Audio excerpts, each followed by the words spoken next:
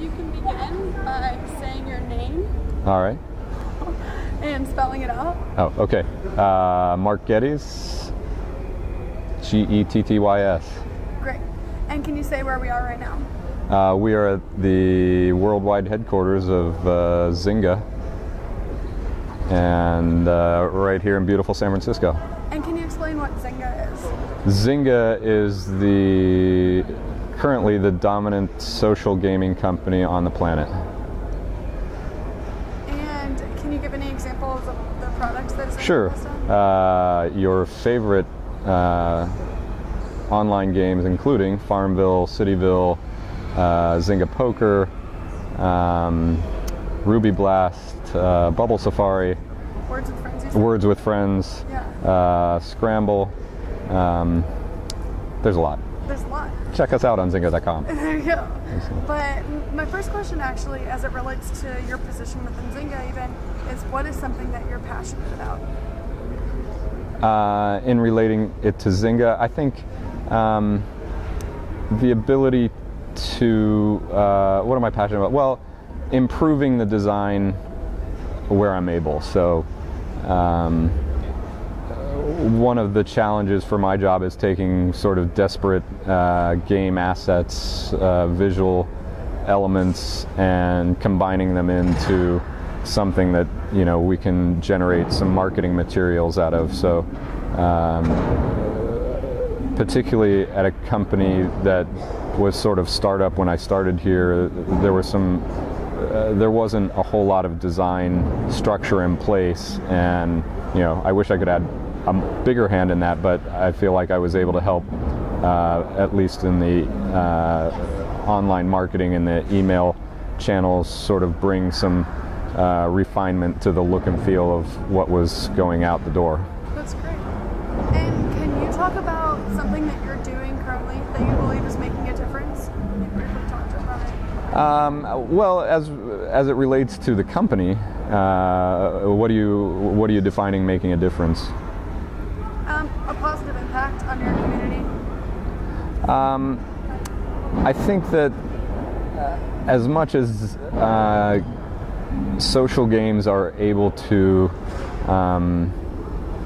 make a difference, social games can make a difference in people's lives in varying degrees. Some people are able to just kind of say, this is a 5-minute respite from my day to play a little Farmville, and it's relaxing, and that's nice.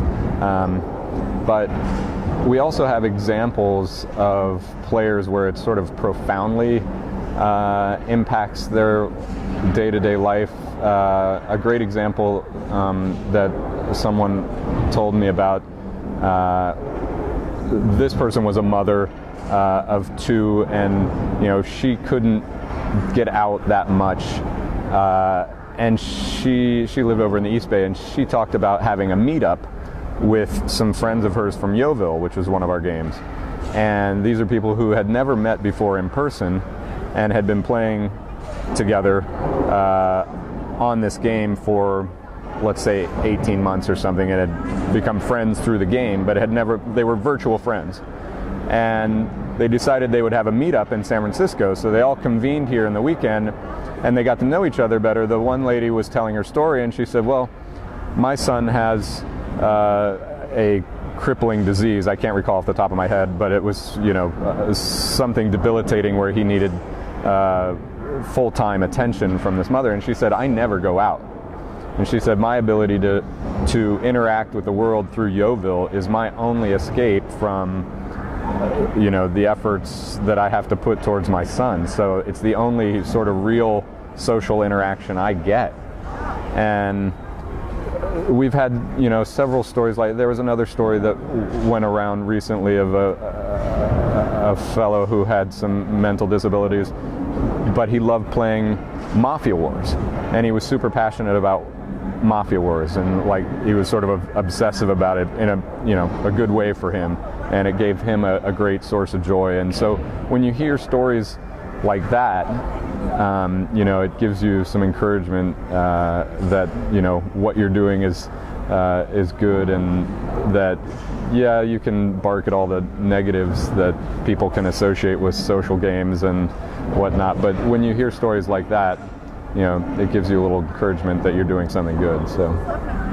And if you could end by saying any piece of advice that you like to live by, yeah, or a series of advice that I like to live by, you know, I guess I like to try to be grateful for the, you know, for the positive things in your life, and it doesn't take much to look around and find somebody who's worse off than you, and so it's good to be grateful for what you have and not necessarily for what you want.